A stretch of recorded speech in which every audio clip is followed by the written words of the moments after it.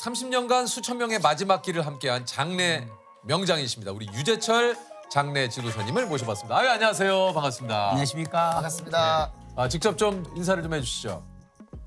네, 장례 지도사로 일하고 있는 유재철입니다. 반갑습니다. 요즘 저 유해진 씨가 파묘에서 연기한 네. 예, 이제 그 장례 지도사 그 이제 역할을 우리 그 이제 유해진 형님이 좀 맡으셨잖아요. 네. 뭐 바로 날 잡을게요. 네? 향나무관이 있네. 이거 예전에 왕가에서만 쓰던 건데. 혹시 저 파묘는 보셨습니까? 네, 첫날 봤죠. 첫날 보셨어요? 네. 좀 보시고 나서 좀 어떠셨어요? 저희 아들, 딸하고 같이 봤는데 아들, 딸들이 실망해갖고 왜요? 아니 이제 그 네. 처음에 보셨죠? 예. 그 보면 왜 파묘에서 관뚜껑 열고 이제 귀중품이 나오잖아요. 네. 가족들이 이렇게 보려 그러니까 어. 어른이 나오신데 어디를 보냐고. 네. 어디 어르신 깨우는데 쳐다를 봐.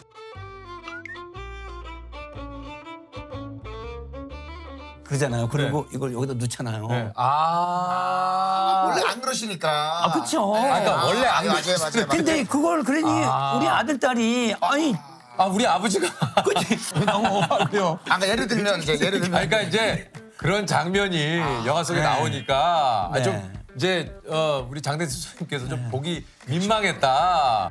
이게 그 장재현 감독님이 나오셔가지고 얘기를 좀 해주셨는데 그 이장 현장을 우리 그 감독님께서 여러 번 쫓아다니셨다 얘기를 좀 하셨어요. 이제 시나리오를 만날 때 사람들을 만나요. 유명하다는 무속인들, 그다음에 풍수지리사 분들, 그다음 장의사 선생님들을 만나면서 한 2년 가까이 부대 끼면서 같이 이장도 하고, 2년을요? 예, 수업도 듣고. 4년 전인가 전화가 오셨더라고요. 4년 전이요? 네, 그래서 저보고 생각한 게 있어서 이장하는 것을 쫓아다녀야 되겠대요. 그래서 대뜸 제가 먼저 물어본 게 이장하려면 삽질을 할 줄 알아야 되거든요. 그렇죠, 그렇죠. 삽질할 줄 아시냐 했더니 군대에서 많이 해봤대요. 실제로 가보니까 잘 못하시더라고. 또 여기 그 이제 실전 삽질하고 여기 좀 그쵸. 차이가 좀 있었군요. 예, 많이 할 때는 저희가 포크레인을 쓰는데 뭐 한두 개 할 때는 사람들이 가서 그냥 하거든요. 근데 마무리하고 이럴 때도 이제 사람이 직접 손을 하니까 직접 해보신 거예요, 이렇게. 아니 그러니까 이제 파묘의 전개에 아주 극적인 사건이 있죠. 한 묘자리에 관이 2개가 묻어져 있는 첩장. 야.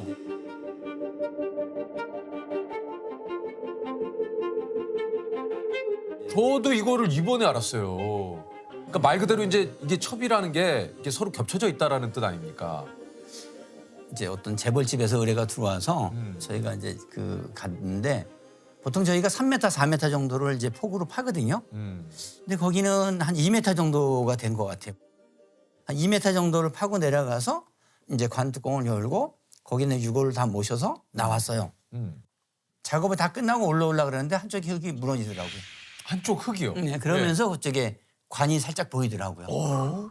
그래서 그 보면 이제 그런 걸 첩장이라 그러거든요. 그러니까 먼저 쓴 이제 명당자리나 이런 데 기운을 받으려고 옆에서 또 이렇게 쓰는 거죠. 이야. 그러니까 이게 몰래 와가지고 이제 그 어떤 그렇죠. 관을 도둑으로 쓴 거죠, 이렇게. 예. 이제 좋은 자리들, 이게 명문가들이나 아니면 세도가 이런 데들은 얼마나 좋은 그 풍수들이 오셔서 봐주겠어요. 그러니까요. 예, 좋은 데 있으니까 거기에 이제 살짝 끼어드는 거죠. 아니 정말 이게 좀 뭐 이런 일이 있을까 하는데 실제 그런 일이 있네요. 아니 올해로 장례 그 지도사 일을 하신 지는 얼마나 되셨습니까? 이제 1994년도 제가 36 시작했으니까 올 10월 달이면 30년.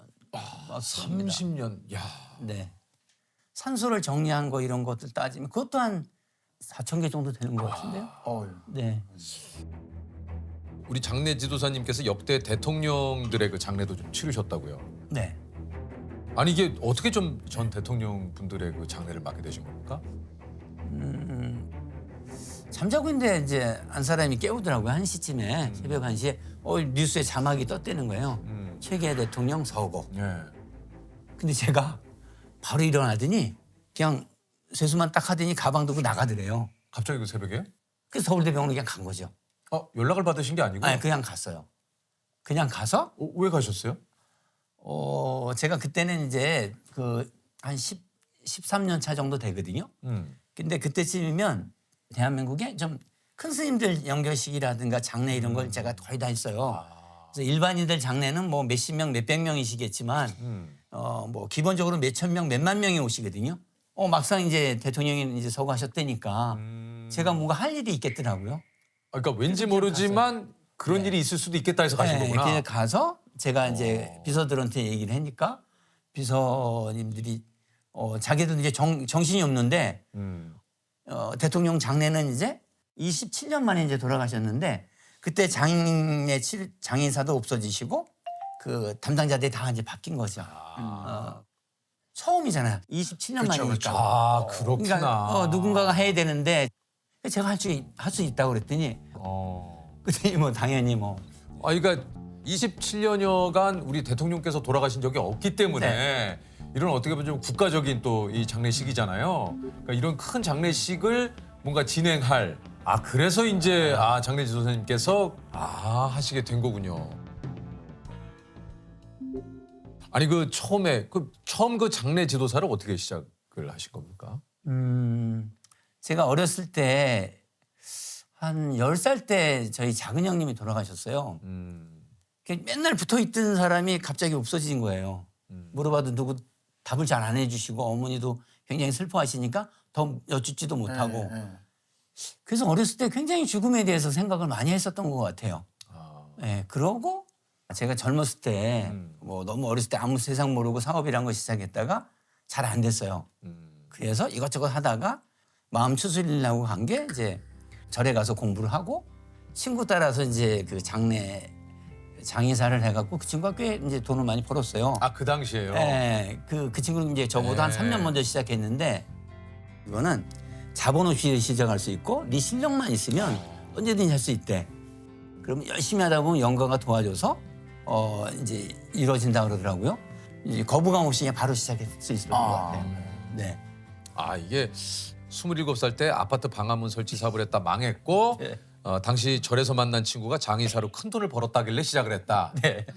간단하게 얘기하니까 요건데 근데 그게 이제 하고도 이제 식구들한테 얘기도 못 하고 처음에는 이게 주변에 좀 알리지 않으셨다고요? 못했죠. 딸이 있거든요, 제가 첫째 네. 딸인데 그때 4살짜리였어요. 네. 딸 시집 어떻게 보낼 거냐고 하는 거예요. 그 당시에. 그치 장의사 한다고 그러면 제가 한 3달, 4달 동안 배웠는데 그러고 나서 이제 마누라한테 이제 얘기를 했고 아버님이나 형제들한테는 10년 동안을 제가 뭐하니? 넌 요새 뭐하고 먹고 사냐? 그래서 명절에 가서 이제 그치. 친척분들 물어보니까 만나시면 제가 물어보죠. 뭐 행사 기획한다고. 근데 맞더라고 이게. 이것도 행사 기획 아니에요? 그렇죠. 마지막 소풍에 대한 행사 기획. 마지막 소풍에 대한 행사 기획. 이벤트업이죠. 네, 이벤트업. 그렇죠. 기획실장이라고 해서 직들. 지금도 30년 전, 25년 전에 만난 스님들은 저보고 유실장 이래요. 그렇게 얘기합니다. 이게 또 지금하고 사실 그때하고는 좀 문화가 그렇죠. 직업을 바라보는 그 시선 자체가 아니 장례 지도사로 치렀던 첫 장례 혹시 좀 기억이 좀 나십니까? 그게 제가 전라도 광주에 가서 이제 일을 배울 때인데요. 어떤 아저씨가 뭐 초등학교, 중학교 이런 애들이 있더라고요. 이왕이면 제가 처음부터 끝까지 다 이제 아저씨 때문에 알게 됐으니 이왕이면 좋은 데 가시라고. 기도를. 네, 그렇게 하고 이제 일은 마쳤죠. 이렇게 돌아와서 이제 그 광주의 숙소에서 눈을 붙이는데 이렇게 누가 쳐다보고 계시더라고요. 그래서 눈을 뜨면 없어져요. 뭐 다시 이제 눈을 감고 있으면 또 누가 쳐다보시는 것 같아요. 그 시선이 느껴지시는 거군요. 네, 그 기운이 느껴진다니까요. 그래서 며칠을 이제 끙끙 앓다가 그래서 그 아저씨에 대해서 저희 지도법사 스님이 계시거든요. 그 스님께 여쭤보니까 이놈아 네가 무슨 마음을 먹고 했냐는 거야. 그래서 아니 아저씨 좋은 데 가시라고 했다 그랬더니 이놈아 그거는 염라대왕이나 누가 하는 거지. 성직자들이 하는 거지. 너는 네 할 일만 하면 되는 거 아니냐. 염장이가 뭐 하는 거냐. 아니 뭐 염해서 뭐 잘 모셔서 매장하고 가족들 좀 위로하고 이런 일이다 그랬더니 그 일만 하려는 거야.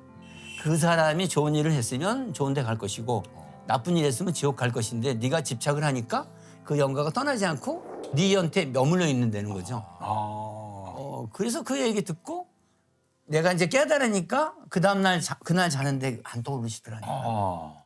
그러니까 한마디로 그분이 이제 돌아가신 분의 영혼이 좀 보인다라는 거군요. 예. 그러니까 이제 영가의 기운이라든가 돌아가신 분의 어떤 그런 것들 이런 기운이 있는 거고 기가 있는 거거든요. 예. 그런 걸 느끼신다는데 그러니까 뚱뚱하신데도 굉장히 가뿐가뿐하게 염할 수 있는 분이 있고 깡 마르셨는데도 되게 힘든 게 있어요.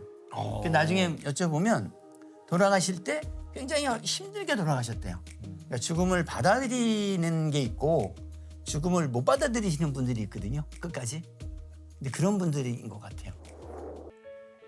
뭐 나이 상관없이 막 어린애들도 오고 막 나이 드신 분도 오고 그렇게 많은 분들이 참여하는 건 처음 봤어요. 아, 그러니까요. 네. 아. 이게 이제 뭐 송혜 선생님이 돌아가신 지가 한 1년 벌써 그렇게 되시죠? 좀 됐죠. 네. 예. 근데 큰 어르신이셨는데 이게 참 가끔 정말 좀 송혜 선생님이 이렇게 좀 뵙고 싶을 때가 있습니다. 네. 예. 이게 참 그렇게 성혜 선생님도 그렇게 편안하시더라고요. 편안하셔요. 표정이. 마지막에 제가 염할 때 이제 보잖아요. 이제 어른이 좀 계시다는 게 그러니까요. 네. 저도 이제 장래 후에 30년 동안 자꾸 한 분 한 분씩 떠나시는 게 너무 안타깝고 그래요. 그 평생을 이렇게 목발 짚고 다니신 분이 있었나 봐요. 근데 마지막에 그 얘기를 하시더라고. 어떻게 그 아빠 다리 좀 만들어 줄 수 있냐고 딸이 그러더라고. 그래서 요 바지 밑으로 솜하고 종이를 감싸가지고 이렇게 묶어서 발 같이 이렇게 만들어 드렸어요. 그리고 이제 습신이라 그래서 신발 신기는 게 있거든요. 그거 시켜서 이렇게 묶어 드리니까 너무 고맙다 그러더라고. 그 제일 이제 안타까운 게 제가 친구를 초창기에 한 3, 4년 차에 이제 2명을 했어요. 그 염을 이제 정성껏 나름대로 이제 했죠. 하고 이제 마지막에 이제 얼굴 볼 때 그러니까 우리 친구 엄마가 가면서 그냥 그때 안 하시더라고요.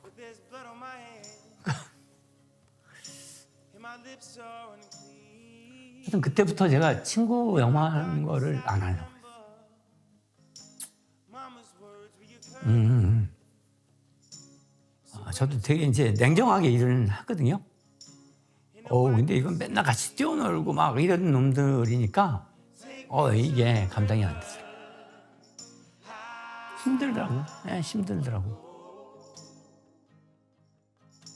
이 직업에 지금 하신 지가 한 30년 됐다고 하셨는데 이게 좀 그 시대가 바뀌면서 이제 달라진 장례 풍습이나 풍경이 좀 있습니까?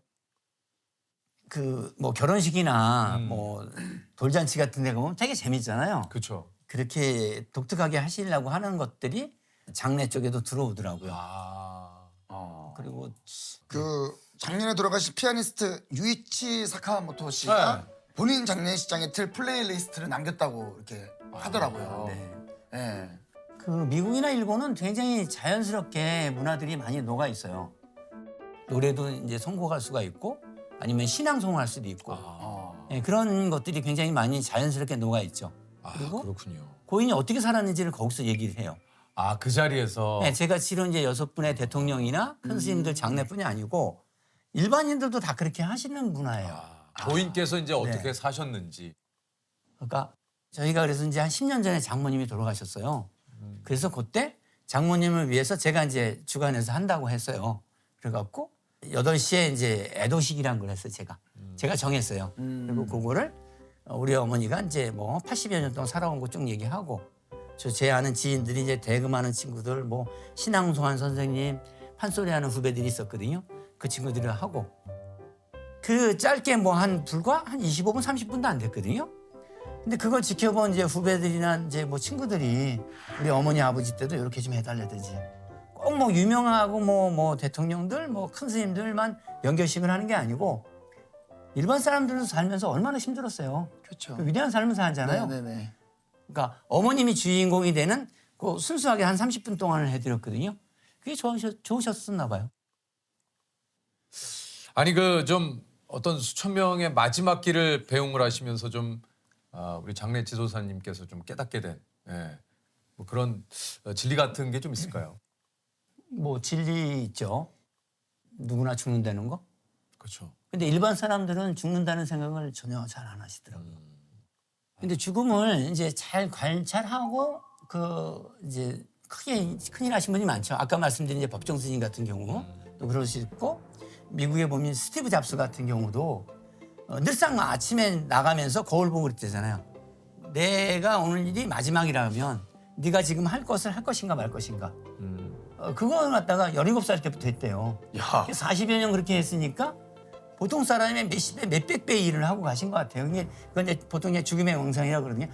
우리가 뭐 차분한 데 가서 명상하는 게 중요한 게 아니고 일상생활 속에서 이제 명상을 할 수 있어야 되고 그런 다짐이 있어야 되는데 이제 그분은 그런 일을 하신 거죠. 우리가 인간은 누구나 죽지만 또 죽음에 대한 이 생각. 왜냐면 이제 죽음은 늘 생각하면 너무 두렵잖아요. 그 죽음을 말 그대로 잘 준비하는 방법. 요게 좀 뭐가 있을까요?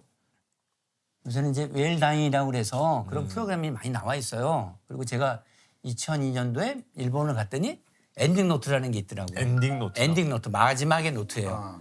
내가 살아야 왔던 것도 쓰고